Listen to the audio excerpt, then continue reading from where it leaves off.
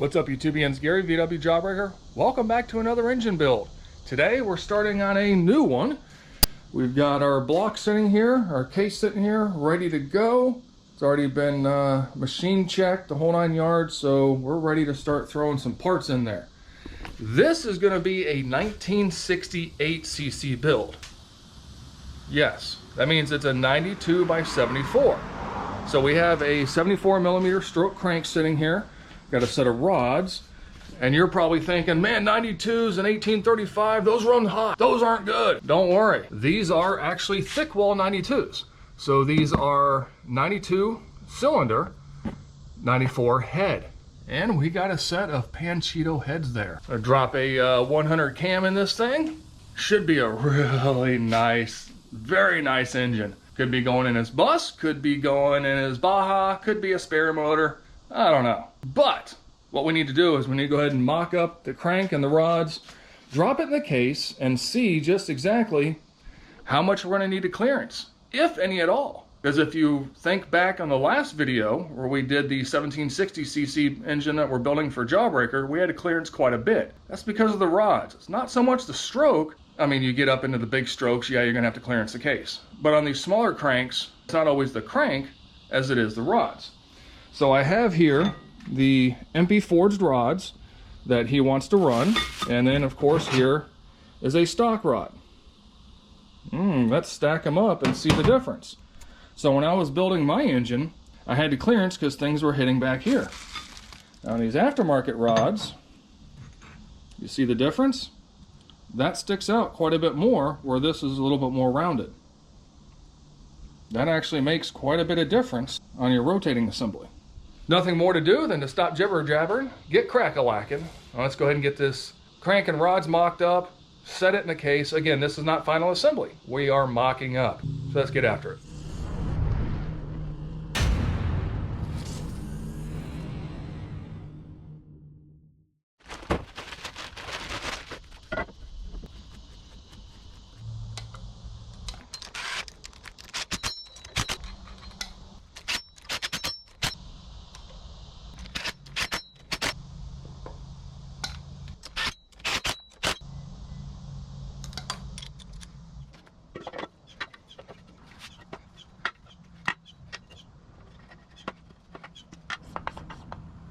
We've actually got quite a bit of clearance right there.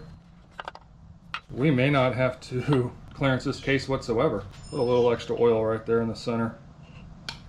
Your rods are pretty much going to be in this general area right here. And I can stick a screwdriver through there. See, it's all about the proper rods. We've got plenty of clearance right over here. Man, I wish I had these rods on my engine. I wouldn't have had to do so much stinking clearancing. So again, this is mock-up, so this is not final assembly. That's why we didn't clean anything first. Just getting that out there. Now, importance of using the right rods. Stock rods, you got to do clearancing. I can literally, man, there's so much room right there. So much room for activities. Your piston is pretty much going to be kind of in between those two case studs. If you see down there, I can fit a screwdriver tip down there easily. Here, hold on. Tons of clearance. Tons of clearance. So what we can do to verify that is we can go ahead and chuck our other bearing in the other half, and then go ahead and stick the other case on there, do the rubber band trick. What's that? I'll show you. Hold on.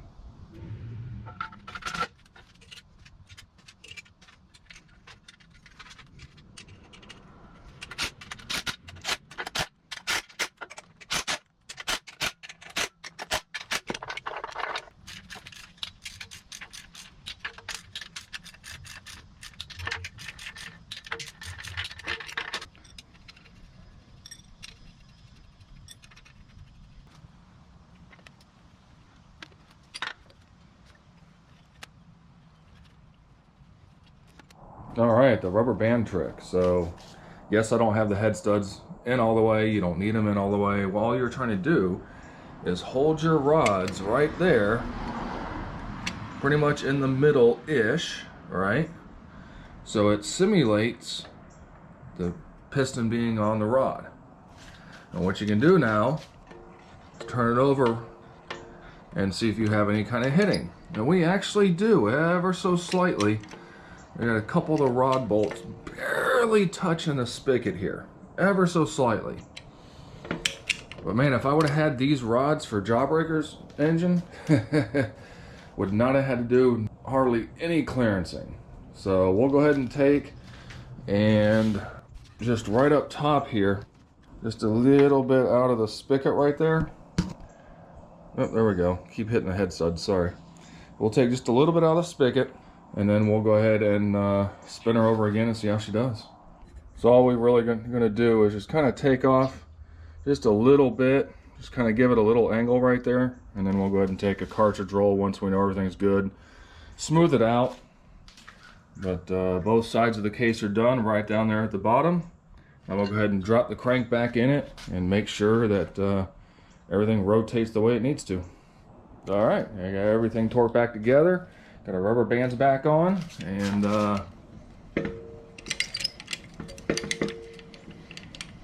nice. Very nice.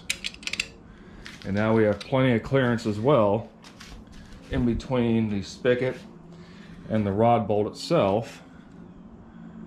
We'll go ahead and pull that around right there, and you should be able to see down in there.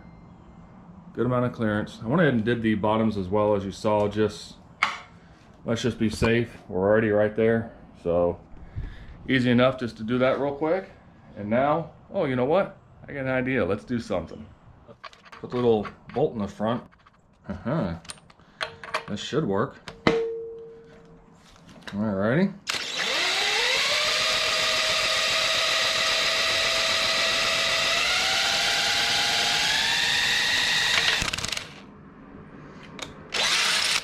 I like it. Now it's just a matter of taking that down, cleaning everything really well. And I'm not going to show you every step on this because this particular video is not a how-to. If you want to see more of a how-to, go check out my playlist, because I've got tons of videos on all types of subjects, all types of different builds, so you can check everything out there. One of the more detailed ones is, of course, Jawbreaker spare engine parts build. It's the 1760cc mini stroker. Check that one out for a lot of the details. So I'm gonna go ahead and pull this down and fully flush the case, clean everything up real well, and then we'll go ahead and start micing things, verifying a lot of the clearances on rods, mains, all that stuff, so we can get that all written down on our paper and get that uploaded into our Excel sheet. Now, I did not bother recording this as I started stripping the case down more. You would have had to been sitting there for the last hour watching this. This was a struggle, but let me tell you how I persevered and show you exactly sometimes what it takes to get things done. So, as you know, you've got your rear and front. This is the flywheel side. Your oil relief control valves. So this one here directs it from, you know, the cooler and whatnot. This one here bleeds off when you have additional pressure. Well, normally this little tool here works really good for, you know, just put it on there and bada bing bada boom, it's out. I fought that one forever. These should actually kind of, they need to be snug. No, not snug. They shouldn't be loose in there, right? But they shouldn't be snug where they can't free move. Fought this one for literally the last hour. And the only way I found to actually get it out, and I, as you see, vice grips on it, the whole 9 yards trying to get that thing beat out of there. It wasn't that one though, it was this one. Yeah, so I actually had to take a tap, run it down in there. And the reason I did that is I needed to get the tap the bottom out to finally get it to start spinning. And I was soaking it with WD, PB Blast, WD penetrant. I was soaking it with everything. Once I got it to spin, I was able to tap it out of there. Using just this and beating it, it was not budging. Yeah, welcome to my day.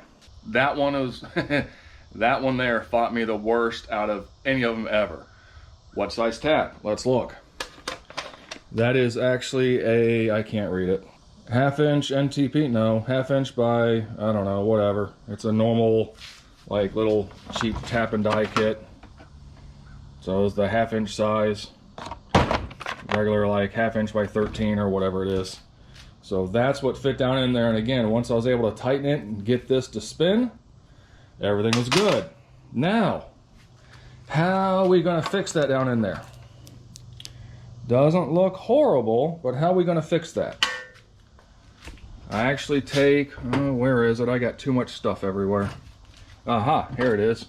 Drill bit, a long drill bit, and I actually tape some emery cloth on there and get it to kind of, it's not snug, it's kind of a loose fit, and kind of run that in and out a few times on low, and that usually cleans them up so they actually move properly.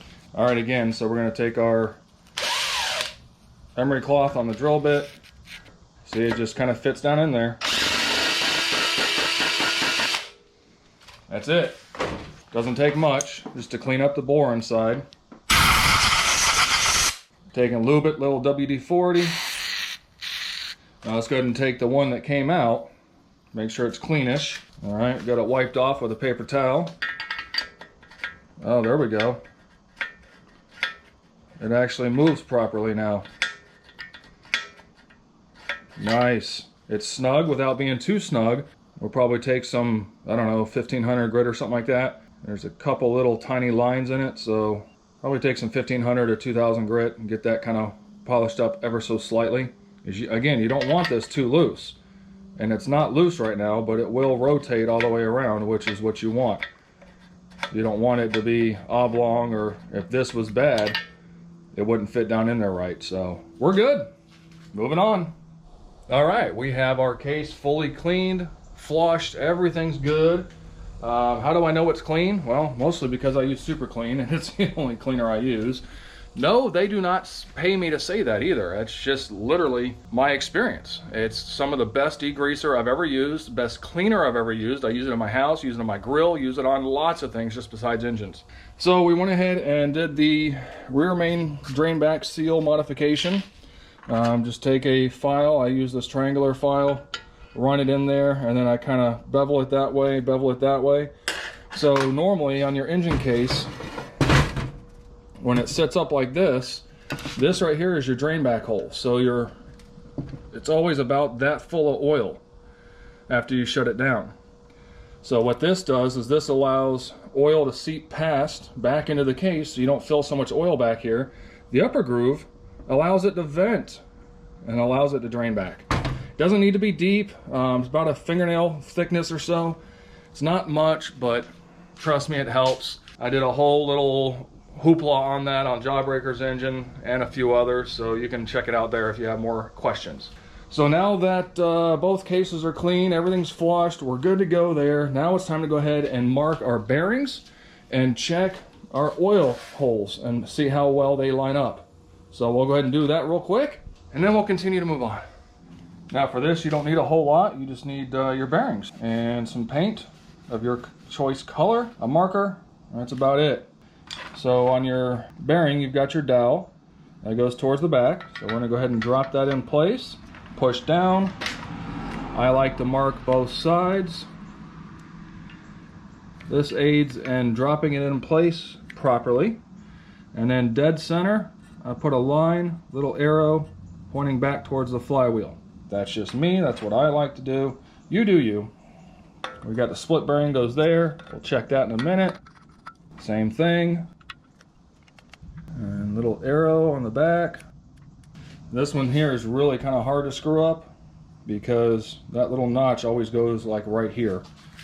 But we'll go ahead and drop it in and mark it just to make sure. There we go, nice and snug. Now that we have those lined up, let's go ahead and start marking our bearings for the oil hole. Now these do not always line up, that's why I like to do it. That's out of paint, let's get a different one. Little paint, use your lines, line it back up, push it in place, pull it out. You can see right there, the oil hole is barely obstructed by the groove in the bearing. We will clearance that. In order to clean up your saddle if you want, little brake clean. It's like it never happened. All right, let's go ahead and do this one. Push down. And same thing, just a little bit. It's not bad, but you want them right. You do not want your oil to be obstructed. Now this front one's a little different. It actually has a small hole, so you don't get over oiling to that front. And if you see, that lines up perfectly. So we will not touch this one whatsoever. Do not make that hole bigger right there. Please do not. Now I'll go ahead and check our saddle bearing. Did I put it in right? Nope, I put it in backwards. Same thing, barely. This one's actually better from some of the ones I've seen. So all I did was take a Dremel and radius that just a little bit in that area that we marked. That way you have no obstruction. Oil flows nicely straight into there. It's called fluid dynamics. I'm not an expert, but I know enough. Now that we have the bearing orientation marked, along with the oil passages checked and modified, the case is pretty much done for right now. What we need to do next is go ahead and break apart the crank, because remember, we just mocked this up. We need to go ahead and flush all the oil passages extremely well, clean our rods, lube, put everything together, torque them. Now with these particular rods, with those ARP style bolts, we need to actually make sure you use the ARP fastener assembly lubricant. And then also with your MP rods, it's going to tell you, kind of give you a little chart and say, okay, there's your part number, there's your part number. These actually go to 38 foot-pounds, and it'll actually tell you. You need to go to 15, check, and of course you want to tighten these evenly. 15, then 30, and then 38. That's pretty much it. Sometimes on ARPs, they actually have what they call a bolt stretch gauge, and you actually torque these until you get the proper stretch on the bolts. Okay, with this style they actually recommend not to. They just say torque it to that, so that's what we'll do. I'll save you all the boring details. We'll go ahead and get all this cleaned up, get this assembled, so we can move on. All right, rods are fully on. Spins nice. Oh yeah, look at that. Measured our side clearance, measured our journal size, all that jazz. Everything is good. Of course, we used our ARP stuff to torque them up. They would normally spin a little nicer, but I've got the real thick ultra slick Permatex on there, which I like. So, but they do spin nice. Now I've got the gears heating up in the house. Yes, I do it in the house on the stove. I don't have a hot plate for the garage, so when the wife comes home, she's gonna be pleasantly happy. Let's go with that. So all we need to do now is go ahead and grab our bearing, make sure it's pointed the right direction. We'll lube it up, slide it on, because once our gear goes on, you're not getting that bearing on. So we'll go ahead and do that. And then, well, I'll pop you in the stand and show you how to put the gears on. It's pretty simple. Now that the gear's heated up, we'll go ahead and slide that on. And now we also need to make sure that I put it on right. There are 2 dots down here. I'll show you in a minute. That's for your timing. Those are sticking out this way so we can see them, so that's good. Put our spacer on there. All right, now for our timing gear, and then the final C-clip on the end. The timing gear is brass, so it expands much faster than, there we go. I'll go ahead and take our C-clip, put our C-clip on there. I've got these, I don't even know. They're from many moons ago. Pretty sure they were my grandfather's. You're gonna want to be careful too, because the crank's gonna be a little warm. Nice. I like to take a punch and kind of just make sure it's fully seated in. And like I said, right here is your 2 dots for your timing marks, so always make sure those point out or you're gonna have a bad day. You have to redo it. Like I said, once this bearing's on, yeah, you ain't getting to that. All right, we'll go ahead and let this cool, put on our nose bearing, and then we can go ahead and start assembling into the case. All right, it's just cooled down a little bit. So we got our nose bearing. Oil that up real nice. Very nice. Now we can put on our slinger, and the curve goes away from the crank, which is backwards from I always thought. I don't know why. We're going to put our Woodruff key in.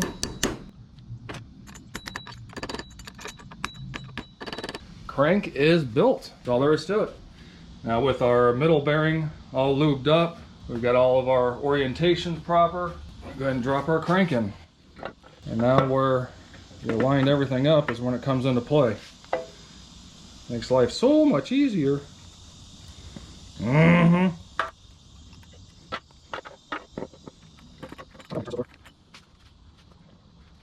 Alright, now if you want to see if everything's set in place like it should be, take your other half bearing, drop it in. This does not rotate back and forth, so you know your crank is fully set. There we go. Sweet! Crank is in. Now we'll move on to the cam.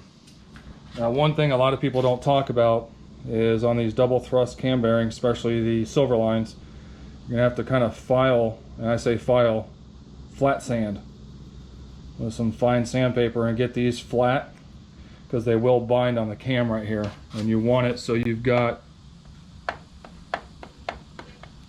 just a couple thousandths of play. You don't want it tight. One of the other things I like to do is rotate the engine backwards and see if the cam's going to jump out.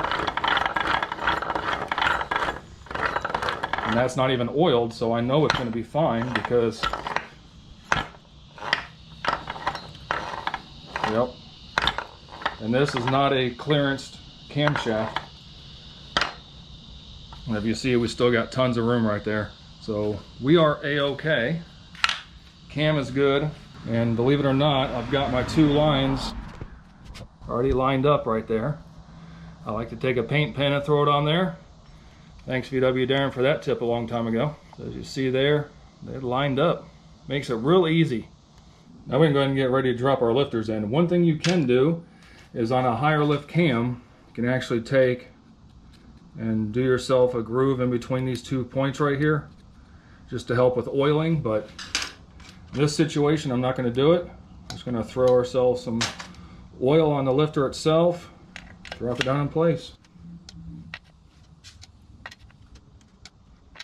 Oh, those are very nice. I'll go ahead and take some of our cam shield from Engle, paint that on there.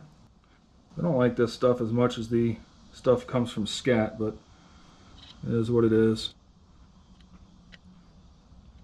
Throw just a little bit of assembly lube on the bearings. Go ahead and put our cam back in for the final time. Now you do not have to break in lube on the cam itself, but in this situation I do this with Engle, not so much Scats, but we are good. All right, so again, we've got everything lubed up. I'll go ahead and throw a little bit more lube on that camshaft right there. Why not? Won't hurt. Butamus. Butamus. Just make sure you keep it out of that groove back there so your cam plug seals. Ask me how I know. Now, one other thing that most people don't talk about much would be oil pump clearance. So on some oil pumps, when you put your oil pump in there, these bolts get really close to your oil pump, and you actually have to clearance the back of the pump or something like that. And this one is good, so we don't have to worry about that. So, all right, things are looking great.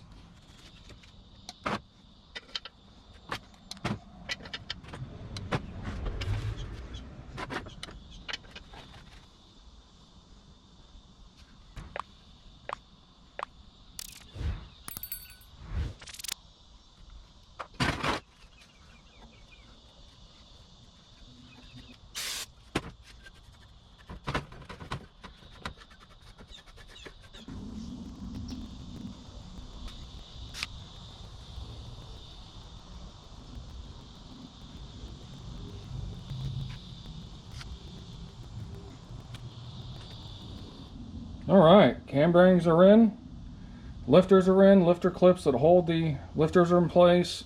Got our cam lube on there. Very thin layer of, I like to use the Yamabond 4. That works really well. Very thin coat, doesn't take much. Wipe off the little bit of excess that may be on the inside. Again, very thin film, you don't need much. No, I do not like using the aviation sealant.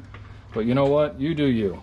Now, I did not put the last half bearing in because I want to ensure, yep, our crank is all the way down in place. So now I can go ahead and put the half bearing back in, and we'll go ahead and get ready to drop this in place.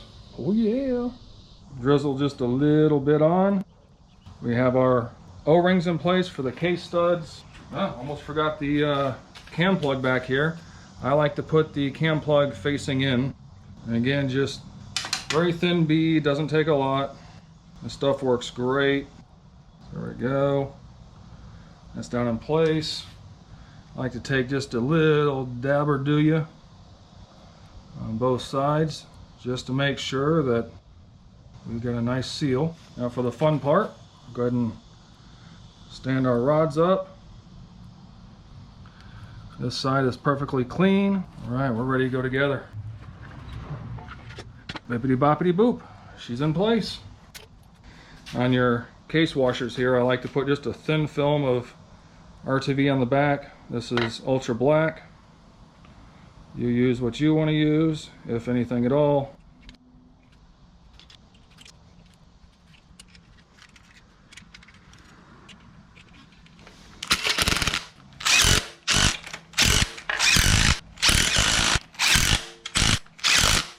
I'll go ahead and put my fancy little pulley on with the handle. And we want to rotate, make sure it feels good. And it does. All right, now I'm gonna go ahead and start torquing her down. I like to start about 12.